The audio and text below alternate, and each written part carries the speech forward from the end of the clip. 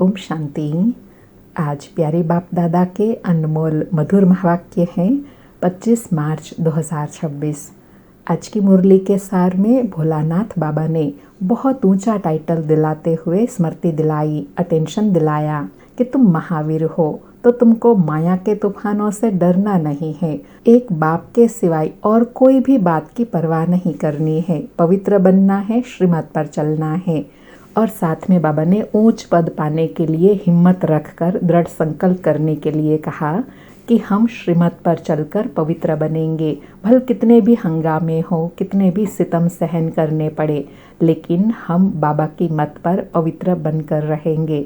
बाबा कहे कुछ भी होता है, नथिंग न्यू, कोई भी बात में डरना नहीं है। साथ में एग्जाम्पल देते हुए कहा कि ब्रह्मा बाबा के सामने कितने हंगामे हुए, बाबा को कभी रंज हुआ देखा, अमेरिका तक अखबारों में निकला, नथिंग न्यू, क्योंकि ब्रह्मा बाबा को स्मृति थी कि जो कुछ होता है कल्प पहले मुआफिक होता है, इसमें डरने की कोई बात नहीं है। हमको तो अपने बाप से वर्षा लेना है। और निराली बात स्मृति में दिलाया कि तुम शिव बाबा को अपना वारिस बनाएंगे तो वह तुमको 21 जन्म के लिए वर्षा देंगे। बाप बच्चे के ऊपर वारी जाते हैं, फिर बच्चे कहते हैं बाबा यह तन मन धन सब आपका है, आप हमारे बाप भी हो तो बच्चा भी हो।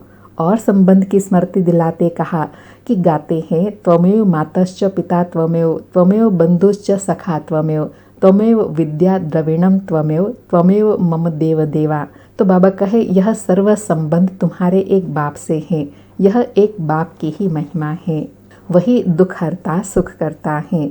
और कहा तो बच्चों को बहुत खुशी में रहना है। भगवान ने हमको अडॉप्ट किया है, भगवान आकर हमारा दिव्य गुणों से श्रृंगार करते हैं, स्वयं भगवान आकर हमें पढ़ाते हैं। इससे खुशी और नशे में रहकर पढ़ाई पढ़नी है। सुनते हैं प्यारे बाप दादा के मधुर महावाक्य। आज बाबा कहे मीठे बच्चे तुम महावीर हो, तुम्हें माया के तूफानों से डरना नहीं है। एक बाप के सिवाय और कोई भी परवाह न कर पवित्र जरूर बनना है। मीठे बच्चे तुम महावीर हो, तुम्हें माया के तूफानों से डरना नहीं है। एक बाप के सिवाय और कोई भी परवाह न कर पवित्र जरूर बनना है। आज मुरली से प्रश्न है, बच्चों में कौन सी हिम्मत बनी रहे तो बहुत ऊंच पद पा सकते हैं। उत्तर में बाबा कहे श्रीमत पर चलकर पवित्र बनने की। भल कितने भी हंगामे हो, सितम सहन करने पड़े, लेकिन बाप ने जो पवित्र बनने की श्रेष्ठ मत दी है उस पर निरंतर चलते रहे तो बहुत ऊंच पद पा सकते हैं। किसी भी बात में डरना नहीं है, कुछ भी होता है नथिंग न्यू। अर्थात बाबा कहे इतना निश्चय बुद्धि रहे, जो कोई भी सिचुएशन आए डरना नहीं है और अपनी धारणा नहीं छोड़नी है। जो बाबा हमेशा कहते हैं ना, धरत पड़िए धर्म ना छोड़िए। आज मुरली में गीत बजा, भोलेनाथ से निराला कोई और नहीं, ऐसी बिगड़ी को बनाने वाला कोई और नहीं। ओम शांति। यह है भक्ति मार्ग वालों का गीत। ज्ञान मार्ग में गीत आदि की कोई जरूरत नहीं है, क्योंकि गाया हुआ है बाप से हमें बेहद का वर्षा मिलना है। जो भक्ति मार्ग की रस्म रिवाज है वह इसमें नहीं आ सकती।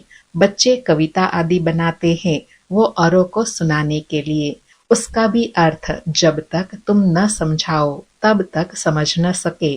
अब तुम बच्चों को बाप मिला है तो खुशी का पारा चढ़ना चाहिए। बाप ने 84 जन्मों के चक्र का नॉलेज भी सुनाया है, खुशी होनी चाहिए। बाबा कहे 84 जन्मों का चक्र जान करके तुमको खुशी होनी चाहिए। क्यों? क्योंकि बाबा ने आकर स्मृति दिलाई कि तुम सर्वगुण संपन्न 16 कला संपूर्ण संपूर्ण निर्विकारी थे, अब फिर बन रहे हो। बाबा कहे अभी स्वदर्शन चक्रधारी बने हो, बाप से विष्णुपुरी का वर्षा ले रहे हो। निश्चय बुद्धि ही विजयंती, जिसको निश्चय होता है वह सतयुग में तो जाएंगे ही।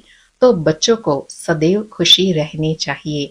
फॉलो फादर, अर्थात जैसे ब्रह्मा बाबा को खुशी थी सतयुग में जाने की, श्री कृष्ण बनने की, ऐसे बाबा कहे बच्चों को भी खुशी होनी चाहिए। बाबा कहे बच्चे जानते हैं निराकार शिव बाबा ने जब इसमें प्रवेश किया तो बड़े हंगामे हुए, पवित्रता पर बड़े झगड़े चले। बच्चे बड़े होते कहेंगे जल्दी शादी करो, शादी बिगर काम कैसे चलेगा। भल मनुष्य गीता पढ़ते हैं परंतु उससे समझते कुछ नहीं। सबसे जास्ती बाबा को अभ्यास था। कौन सा अभ्यास था? गीता पढ़ने का। बाबा कहे एक दिन भी गीता पढ़ना मिस नहीं करते थे। जब मालूम पड़ा गीता का भगवान शिव है, नशा चढ़ गया। हम तो विश्व के मालिक बनते हैं, यह तो भगवान वाच है। फिर पवित्रता का भी बड़ा हंगामा हुआ। इसमें बहादुरी चाहिए।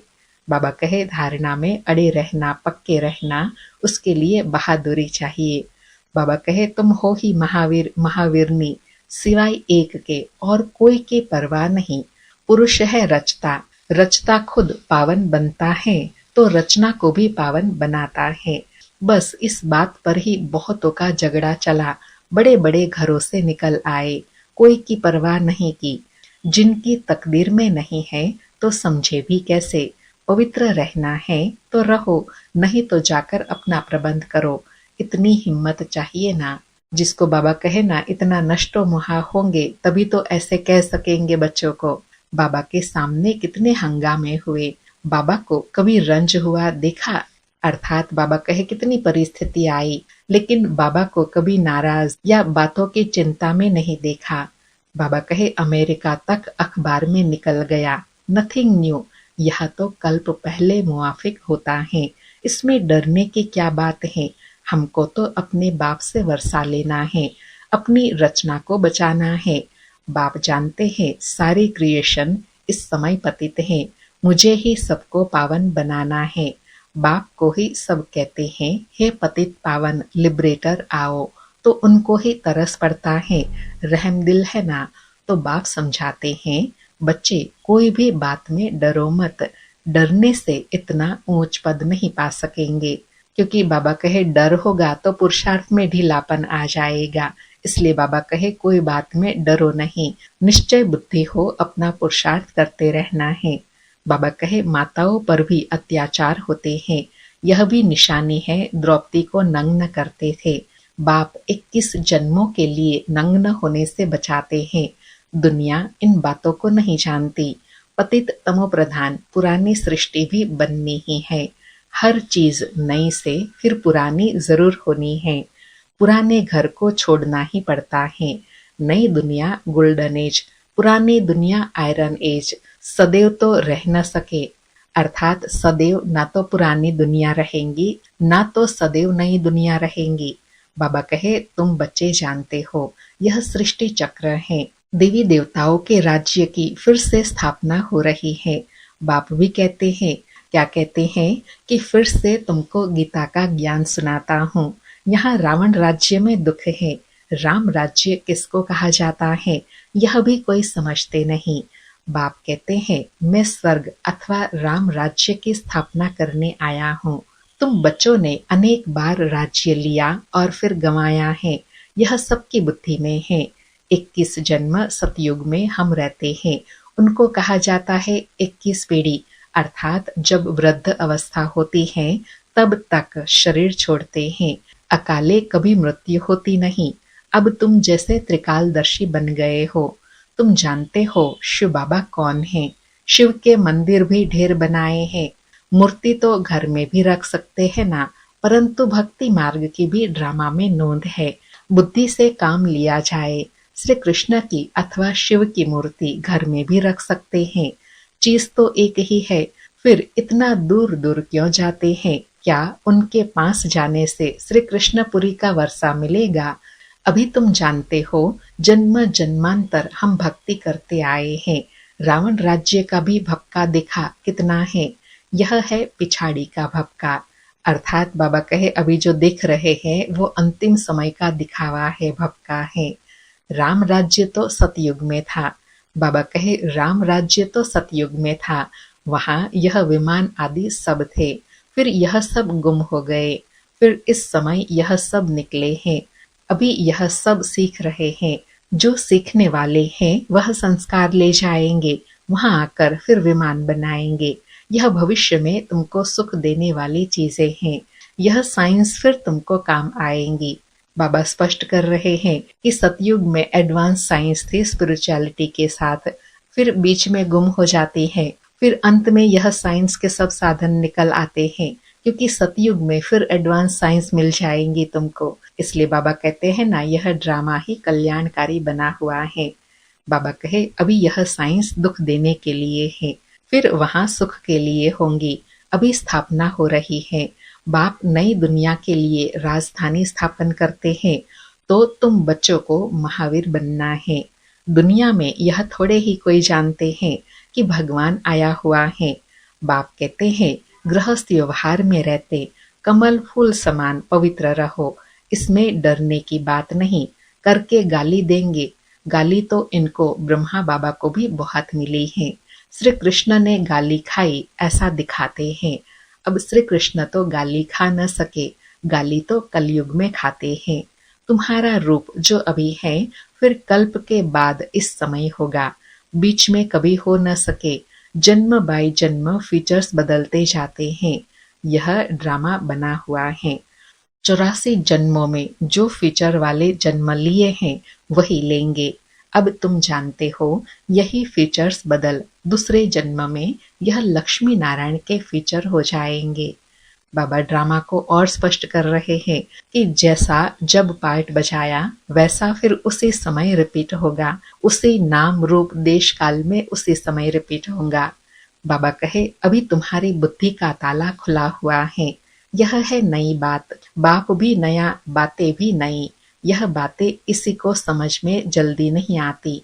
जब तकदीर में हो तब कुछ समझे। बाकी महावीर उनको कहा जाता है जो कितने भी तूफान आए हिले नहीं। अंडरलाइन, बाबा कहे महावीर उनको कहा जाता है जो कितने भी तूफान आए लेकिन परिस्थितियों में बातों में हिले नहीं। बाबा कहे अब वह अवस्था हो न सके, होनी है जरूर। महावीर कोई तूफान से डरेंगे नहीं, वह अवस्था पिछाड़ी में होनी है। इसलिए गाया हुआ है अतीन्द्रिय सुख गोप गोपियों से पूछो। बाप आए हैं तुम बच्चों को स्वर्ग का लायक बनाने। कल्प पहले मिसल नरक का विनाश तो होना ही है। सतयुग में तो एक ही धर्म होगा। चाहते भी है वननेस, एक धर्म होना चाहिए। यह भी किसी को पता नहीं है। क्या नहीं पता कि राम राज्य रावण राज्य अलग अलग है। अब बाप में पूरा निश्चय है तो श्रीमत पर चलना पड़े। अंडरलाइन, बाबा कहे अगर बाबा में पूरा निश्चय है तो फिर श्रीमत में चलना है। हर एक की नब्ज देखी जाती है, उस अनुसार फिर राय भी दी जाती है। बाबा ब्रह्मा ने भी बच्चे को कहा अगर शादी करनी है तो जाकर करो, बहुत मित्र संबंधी आदि बैठे हैं, उनको शादी करा देंगे। फिर कोई न कोई निकल पड़ा तो हर एक की नब्ज देखी जाती है। पूछते हैं बाबा यह हालत है, हम पवित्र रहना चाहते हैं, हमारे संबंधी हमको घर से निकालते हैं, अब क्या करना है? अरे बाबा कहे अरे यह भी पूछते हो, पवित्र रहना है, अगर नहीं रह सकते हो तो जाकर शादी करो। अच्छा समझो किसी की सगाई हुई है, राजी करना है, हर्जा नहीं। हथियाला जब बांधते हैं तो उस समय कहते हैं यह पति तुम्हारा गुरु है। अच्छा तुम उनसे लिखवा लो। बाबा कहे उनसे लिखवा लो, तुम मानती हो मैं तुम्हारा ईश्वर गुरु हूँ, लिखो। अच्छा अब मैं हुक्म देता हूँ, पवित्र रहना है, हिम्मत चाहिए ना, अर्थात ऐसे प्रण करने और कराने में भी हिम्मत चाहिए। बाबा कहे मंजिल बहुत भारी है, प्राप्ति जबरदस्त है। काम की आग तब लगती है जब प्राप्ति का पता नहीं है। बाप कहते हैं इतनी बड़ी प्राप्ति होती है तो अगर एक जन्म पवित्र रहे तो क्या बड़ी बात है। हम तुम्हारे पति ईश्वर हैं, हमारी आज्ञा पर पवित्र रहना पड़ेगा।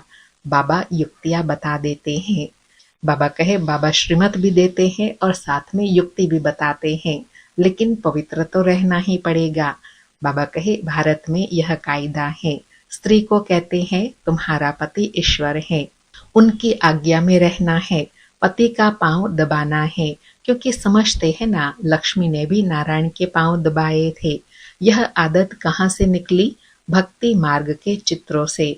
सतयुग में तो ऐसी बातें होती नहीं, नारायण, कभी कोई थकता है क्या जो लक्ष्मी पांव दबाएंगी?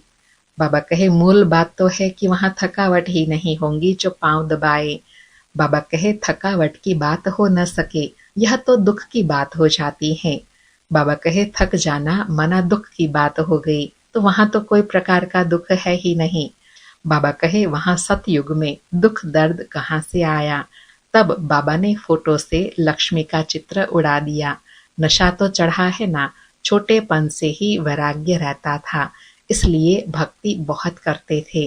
तो बाबा युक्ति बहुत बताते हैं। तुम जानते हो, हम एक बाप के बच्चे हैं, तो आपस में भाई बहन हो गए, डाडे से वर्षा लेते हैं। बाप को बुलाते ही है पतित दुनिया में, हे पतित पावन सभी सीताओं के राम। बाप को कहा जाता है ट्रुथ, सचखंड स्थापन करने वाला। वही सारी सृष्टि के आदि मध्य अंत का सत्य ज्ञान तुमको देते हैं। तुम्हारी आत्मा अभी ज्ञान सागर बन रही है। मीठे बच्चों को हिम्मत रखनी चाहिए। आज बाबा विशेष अंडरलाइन करा रहे हैं कि तुम बच्चों को सत्य ज्ञान मिला है, सत्य बाप मिला है, तो बच्चों को हिम्मत रखनी है। हमको बाबा की श्रीमत पर चलना है। बेहद का बाप बेहद की रचना को स्वर्ग का मालिक बनाते हैं, तो पुरुषार्थ कर पूरा वर्षा लेना है, वारी जाना है। तुम उनको अपना वारिस बनाएंगे तो वो तुमको 21 जन्म के लिए वर्षा देंगे। बाबा अंडरलाइन करा रहे हैं कि पहले तुम मुझे अपना वारिस बनाएंगे, तो तब मैं तुमको 21 जन्मों का उसका रिटर्न दूंगा। बाबा कहे, बाप बच्चों के ऊपर वारी जाते हैं।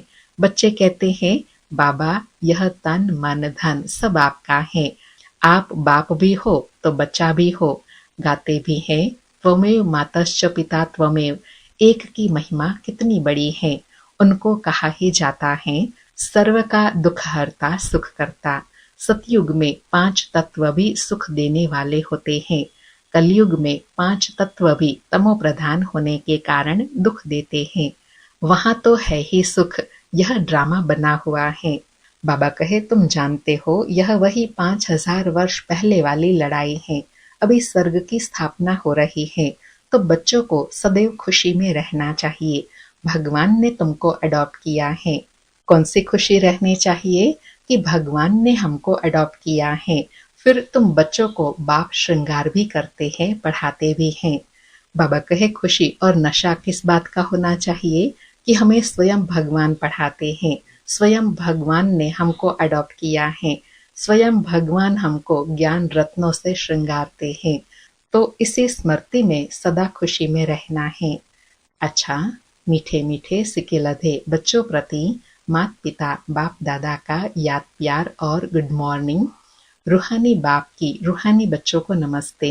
हम रूहानी बच्चों की रूहानी माता पिता बाप दादा को याद प्यार, गुड मॉर्निंग और नमस्ते नमस्ते। सारी मुरली से धारणा के लिए सार है। पहला पॉइंट, सदा बाप समान बनने की हिम्मत रखनी है, बाप पर पूरा वारी जाना है। दूसरा पॉइंट, किसी भी बात में डरना नहीं है, पवित्र जरूर बनना है। आज बाबा ने वरदान दिया, समस्याओं को चढ़ती कला का साधन अनुभव कर सदा संतुष्ट रहने वाले शक्तिशाली भव। समस्याओं को चढ़ती कला का साधन अनुभव कर सदा संतुष्ट रहने वाले शक्तिशाली भव। स्पष्टीकरण है, जो शक्तिशाली आत्माएं हैं वह समस्याओं को ऐसे पार कर लेती हैं जैसे कोई सीधा रास्ता सहज पार कर लेते हैं। समस्या उनके लिए चढ़ती कला का साधन बन जाती है। हर समस्या जानी पहचानी अनुभव होती है। वे कभी भी आश्चर्यवत नहीं होते, बल्कि सदा संतुष्ट रहते हैं। मुख से कभी कारण शब्द नहीं निकलता, लेकिन उसी समय कारण को निवारण में बदल देते हैं। बाबा ने शक्तिशाली आत्मा की पहचान बताई कि कैसी भी परिस्थिति हो, कैसी भी बात हो, लेकिन वो कारण को, समस्या को संतुष्टता के आधार से पार कर लेते हैं। आज का स्लोगन है, स्वस्थिति में स्थित रहकर सर्व परिस्थितियों को पार करना ही श्रेष्ठता है। स्वस्थिति में स्थित रहकर सर्व परिस्थितियों को पार करना ही श्रेष्ठता है। अभी मातेश्वरी जी के अनमोल महावाक्य हैं। महावाक्यों का सार है, परमार्थ से व्यवहार स्वतः सिद्ध होता है। मम्मा कहे, भगवान वाच है कि तुम मेरे द्वारा परम अर्थ को जानने से मेरे परम पद को प्राप्त करेंगे, अर्थात परमार्थ को जानने से व्यवहार सिद्ध हो जाता है। मम्मा कहे, देखो देवताओं के आगे प्रकृति तो चरणों की दासी होकर रहती है। यह 5 तत्व सुख स्वरूप बन मन इच्छित सेवा करते हैं।